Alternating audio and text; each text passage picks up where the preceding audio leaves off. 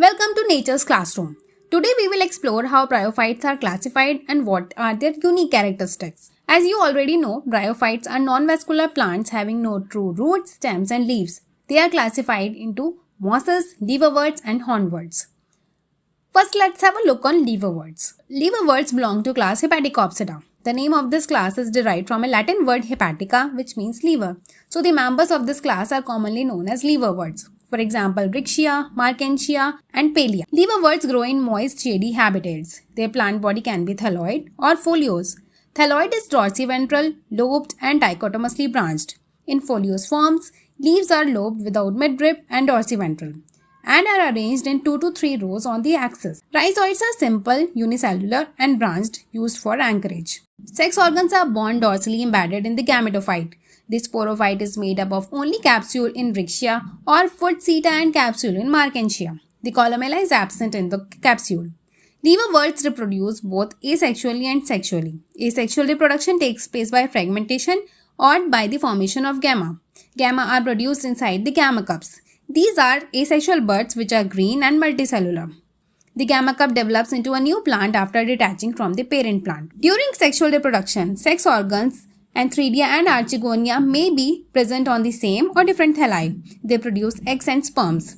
After fertilization, zygote is formed. It develops into a diploid sporophyte. This sporophyte then undergoes meiosis to form haploid spores. The spores germinate to form photosynthetic free-living gametophyte. Hornworts. Hornworts belong to class Anthocerotopsida. These plants are commonly found in moist, shady environment. They form their dorsiventral flat thallus that look similar to liverworts, but their reproductive structures are completely different. For example, Anthoceros, Megaceros, and Notothylus. The most distinctive feature of hornworts is the elongated horn-like sporophyte, which grows vertically from the thallus. It keeps growing from its base. Rhizoids of hornworts are smooth-walled. The cells of hornworts have one chloroplast per cell with a pyrenoid. They can form a relationship with cyanobacteria, specifically nostoc species, which can fix atmospheric nitrogen. This allows hornworts to survive in nutrient-poor soils and improve soil fertility for the other plants. Sex organs are present dorsally embedded on the thallus. The sporophyte is differentiated into foot, meristematic zone, and capsule. They have pseudoelaters in the capsule, which help in the dispersal of spores. Asexual reproduction occurs by fragmentation and by tubers. They reproduce asexually through Antheridia and Archegonia. Like liverworts, they depend on water for fertilization. Once fertilization occurs, the sporophyte develops. Unlike in other bryophytes, the hornwort sporophyte is persistent and continuously growing. It produces and releases spores which develop into a new gametophyte. Mosses. Mosses is the largest class of bryophyta. They belong to class Bryopsida. They grow well in dry environment but need water to reproduce. For example, Funaria, Sphagnum and Polytrichum. The plant body of mosses is very simple. It has a small branched stem with simple leaves. Rhizoids develop from the base of the stem. The plant has a haploid gametophyte, which is dominant stage, and the diploid sporophyte. This gametophyte is differentiated into 2 stages, protonema stage and leafy stage. Protonema develops directly from the spore. It is green, branched system of multicellular filaments rich in chlorophyll.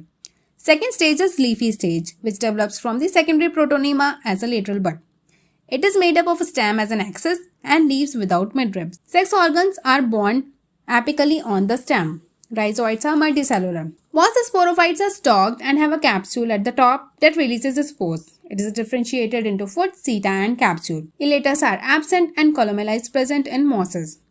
Mosses reproduces asexually by budding and fragmentation of secondary protonema. During sexual reproduction, Antheridia and Archegonia are present on the apical part of the leafy shoots. After fertilization, sporophyte is produced, which consists of a foot, seta and capsule. The capsule contains spores which later form a new gametophyte. And did you know the bryophytes play a crucial role in our ecosystem? From preventing soil erosion to acting as environmental indicators, these simple plants are more important than you think.